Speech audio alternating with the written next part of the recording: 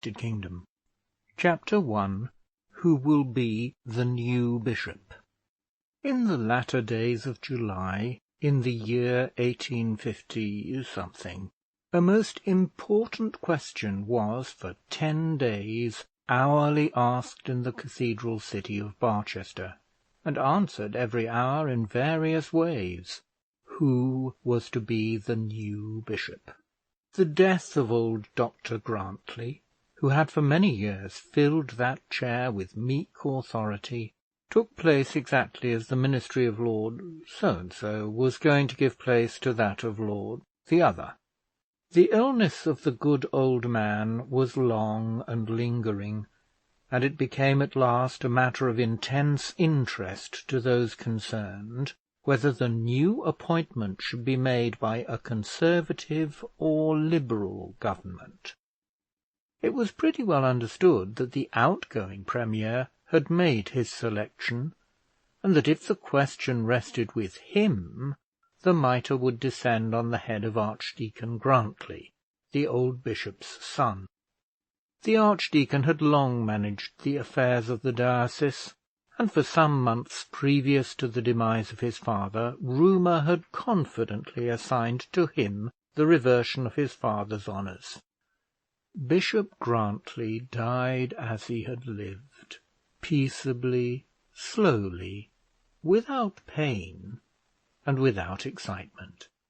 The breath ebbed from him almost imperceptibly, and for a month before his death it was a question whether he were alive or dead. A trying time was this for the archdeacon, for whom was designed the reversion of his father's see by those who then had the giving away of episcopal thrones. I would not be understood to say that the Prime Minister had in so many words promised the bishopric to Dr Grantly. He was too discreet a man for that. There is a proverb with reference to the killing of cats, and those who know anything either of high or low government places will be well aware that a promise may be made without positive words, and that an expectant may be put into the highest state of encouragement, though the great man on whose breath he hangs may have done no more than whisper that Mr So-and-so is certainly a rising man. Such a whisper had been made, and was known by those who heard it to signify that the cures of the diocese of Barchester should not be taken out of the hands of the archdeacon. The then Prime Minister was all in all at Oxford, and had lately passed a night at the house of the Master of Lazarus.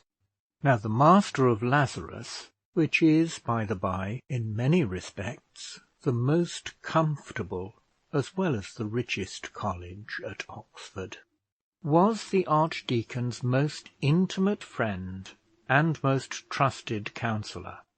On the occasion of the Prime Minister's visit, Dr Grantly was of course present, and the meeting was very gracious.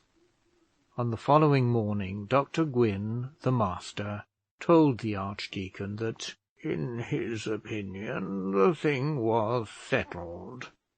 At this time the bishop was quite on his last legs, but the ministry also were tottering. Dr Grantly returned from Oxford, happy and elated, to resume his place in the palace, and to continue to perform for the father the last duties of a son, which, to give him his due, he performed with more tender care than was to be expected from his usual somewhat worldly manners. A month since, the physicians had named 4 weeks as the outside period during which breath could be supported within the body of the dying man. At the end of the month, the physicians wondered, and named another fortnight.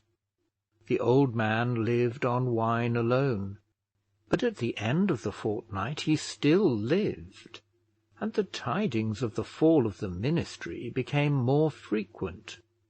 Sir Lambda Muniu and Sir Omicron Pi, the 2 great London doctors, now came down for the 5th time, and declared, shaking their learned heads, that another week of life was impossible. And as they sat down to lunch in the episcopal dining room, whispered to the archdeacon their own private knowledge that the ministry must fall within 5 days. The son returned to his father's room, and after administering with his own hands the sustaining modicum of Madeira, sat down by the bedside to calculate his chances. The ministry were to be out within 5 days. His father was to be dead within... No, he rejected that view of the subject. The ministry were to be out, and the diocese might probably be vacant at the same period. There was much doubt as to the names of the men who were to succeed to power, and a week must elapse before a cabinet was formed. Would not vacancies be filled by the outgoing men during this week? Dr Grantly had a kind of idea that such would be the case, but did not know, and then he wondered at his own ignorance on such a question.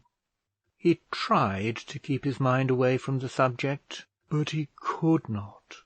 The race was so very close, and the stakes were so very high. He then looked at the dying man's impassive, placid face. There was no sign there of death or disease. It was something thinner than of yore, somewhat greyer, and the deep lines of age more marked. But as far as he could judge, life might yet hang there for weeks to come. Sir Lambda Muniu and Sir Omicron Pi had thrice been wrong, and might yet be wrong thrice again. The old bishop slept during 20 of the 24 hours, but during the short periods of his waking moments he knew both his son and his dear old friend Mr Harding, the archdeacon's father-in-law, and would thank them tenderly for their care and love. Now he lay sleeping like a baby, resting easily on his back, his mouth just open, and his few grey hairs straggling from beneath his cap. His breath was perfectly noiseless, and his thin wan hand, which lay above the coverlid, never moved. Nothing could be easier than the old man's passage from this world to the next. But by no means easy were the emotions of him who sat there watching. He knew it must be now or never. He was already over 50, and there was little chance that his friends who were now leaving office would soon return to it. No probable British Prime Minister, but he who was now in, he who was so soon to be out, would think of making a bishop of Dr Grantly. Thus he thought long and sadly in deep silence, and then gazed at that still living face, and then at last dared to ask himself whether he really longed for his father's death. The effort was a salutary one, and the question was answered in a moment. The proud, wishful, worldly man sank on his knees by the bedside, and taking the bishop's hand within his own, prayed eagerly that his sins might be forgiven him. His face was still buried in the clothes when the door of the bedroom opened noiselessly, and Mr Harding entered with a velvet step. Mr Harding's attendance at that bedside had been nearly as constant as that of the archdeacon, and his ingress and egress was as much a matter of course as that of his son-in-law. He was standing close beside the archdeacon before he was perceived, and would also have knelt in prayer, had he not feared that his doing so might have caused some sudden start, and have disturbed the dying man. Dr Grantly, however, instantly perceived him, and rose from his knees. As he did so, Mr Harding took both his hands and pressed them warmly. There was more fellowship between them at that moment than there had ever been before, and it so happened that after circumstances greatly preserved the feeling. As they stood there pressing each other's hands, the tears rolled freely down their cheeks. "God bless you, my dears," said the bishop with feeble voice as he woke. "God bless you. May God bless you both, my dear children." And so he died. There was no loud rattle in the throat, no dreadful struggle, no palpable sign of death; but the lower jaw fell a little from its place, and the eyes, which had been so constantly closed in sleep, now remained fixed and open. Neither Mr Harding nor Dr Grantly knew that life was gone, though both suspected it. "I believe it's all over," said Mr Harding, still pressing the other's hands. "I think, nay, I hope it is." "I will ring the bell," said the other, speaking all but in a whisper. "Mrs Phillips should be here."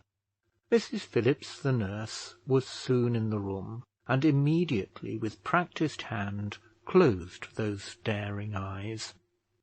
"It's all over, Mrs Phillips?" asked Mr Harding.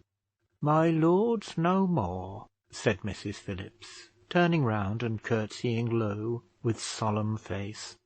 "His lordship's gone more like a sleeping babby than any that I ever saw." "It's a great relief, archdeacon," said Mr Harding, "a great relief.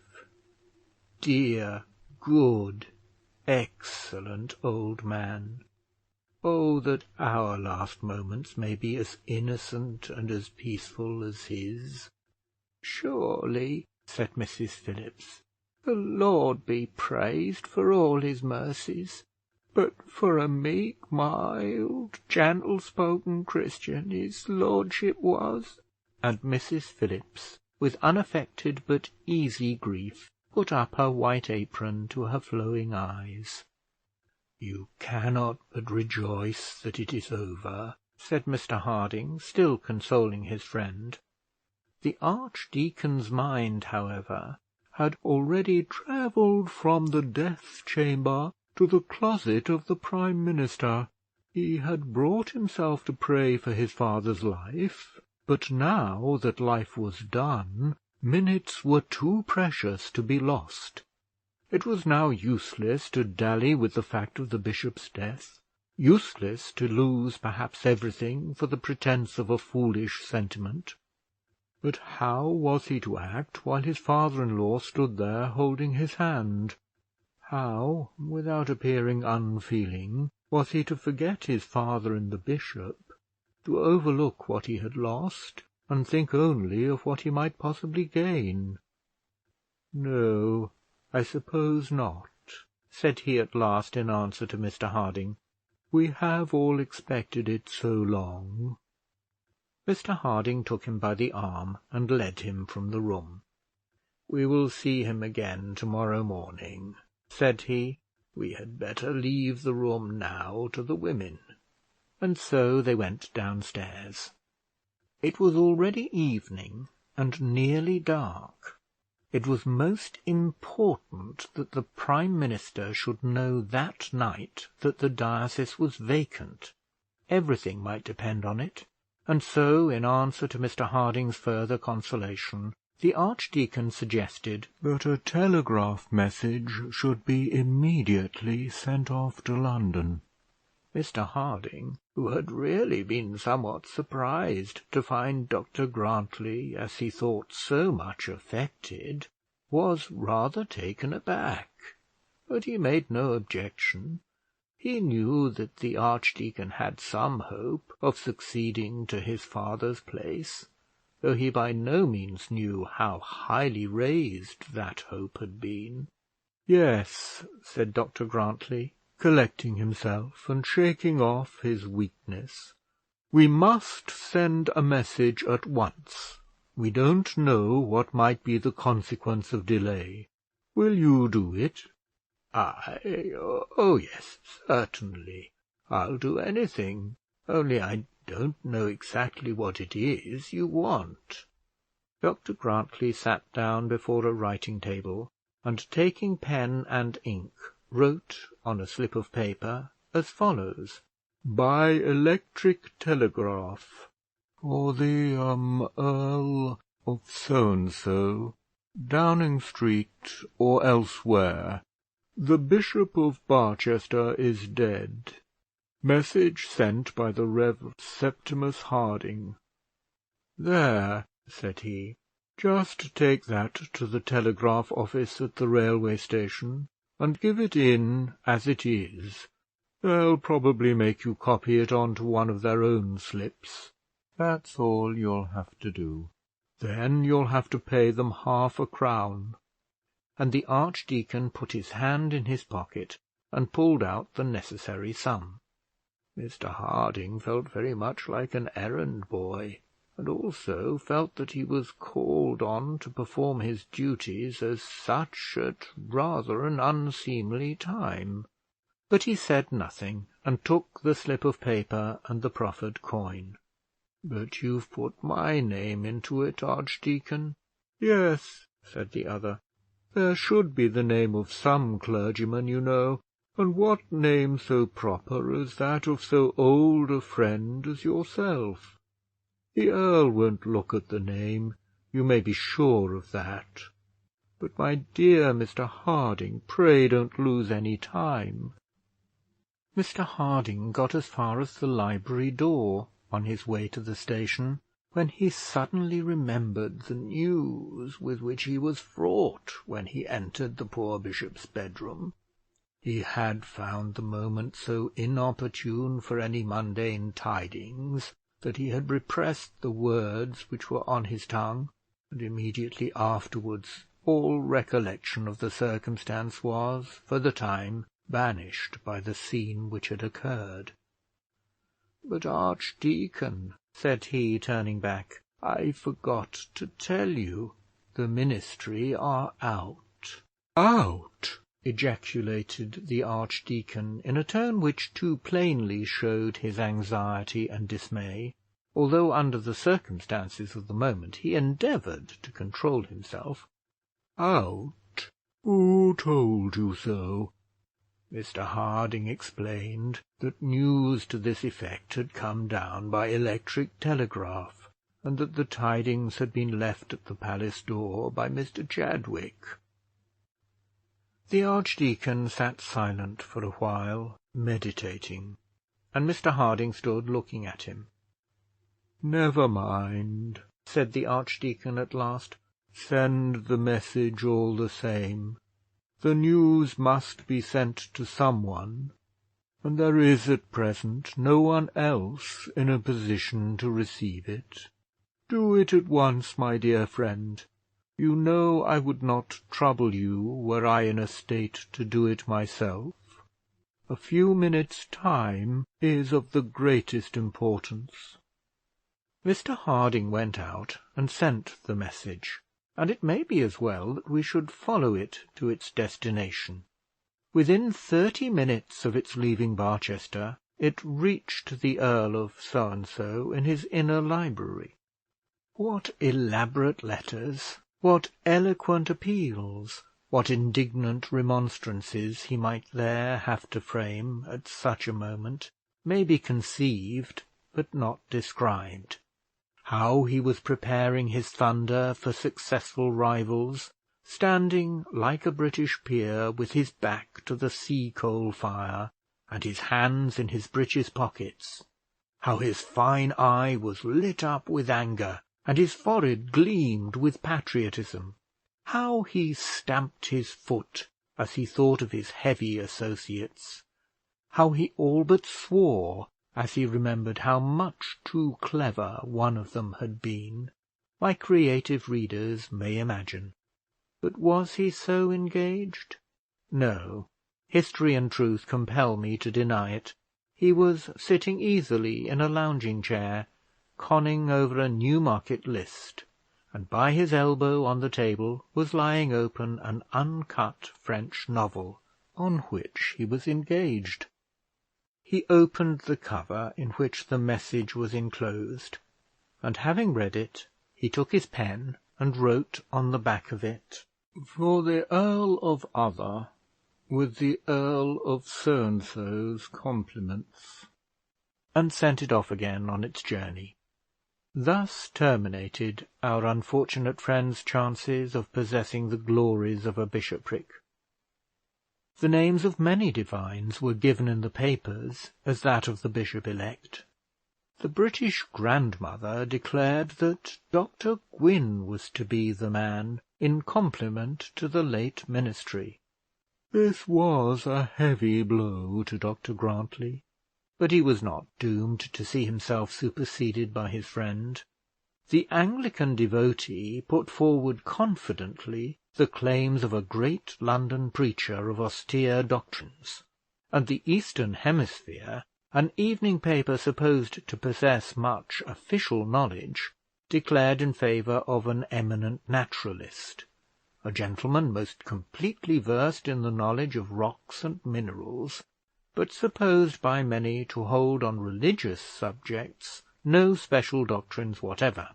The Jupiter, that daily paper which, as we all know, is the only true source of infallibly correct information on all subjects, for a while was silent, but at last spoke out. The merits of all these candidates were discussed and somewhat irreverently disposed of, and then the Jupiter declared that Dr. Proudie was to be the man. Dr. Proudie was the man. Just a month after the demise of the late bishop, Dr. Proudie kissed the Queen's hand as his successor-elect. We must beg to be allowed to draw a curtain over the sorrows of the archdeacon as he sat, sombre and sad at heart, in the study of his parsonage at Plumstead Episcopi. On the day subsequent to the dispatch of the message, he heard that the Earl of Other had consented to undertake the formation of a ministry, and from that moment he knew that his chance was over. Many will think that he was wicked to grieve for the loss of episcopal power, wicked to have coveted it, nay, wicked even to have thought about it in the way and at the moments he had done so. With such censures I cannot profess that I completely agree. The nolo episcopari, though still in use, is so directly at variance with the tendency of all human wishes that it cannot be thought to express the true aspirations of rising priests in the Church of England. A lawyer does not sin in seeking to be a judge, or in compassing his wishes by all honest means. A young diplomat entertains a fair ambition when he looks forward to be the lord of a first-rate embassy, and a poor novelist, when he attempts to rival Dickens or rise above Fitzjames, commits no fault, though he may be foolish. Sidney Smith truly said that in these recreant days we cannot expect to find the majesty of St. Paul beneath the cassock of a curate. If we look to our clergymen to be more than men, we shall probably teach ourselves to think that they are less, and can hardly hope to raise the character of the pastor by denying to him the right to entertain the aspirations of a man. Our archdeacon was worldly. Who among us is not so? He was ambitious. Who among us is ashamed to own that last infirmity of noble minds? He was avaricious, my readers will say. No, It was for no love of lucre that he wished to be Bishop of Barchester. He was his father's only child, and his father had left him great wealth. His preferment brought him in nearly 3,000 a year.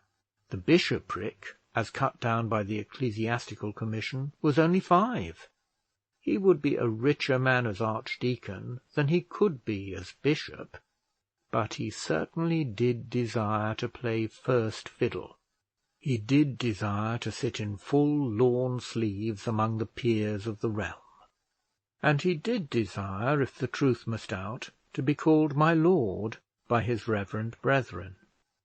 His hopes, however, were they innocent or sinful, were not fated to be realized, and Dr Proudie was consecrated Bishop of Barchester. End of chapter 1. Recording by Nick Whitley, Purley, United Kingdom.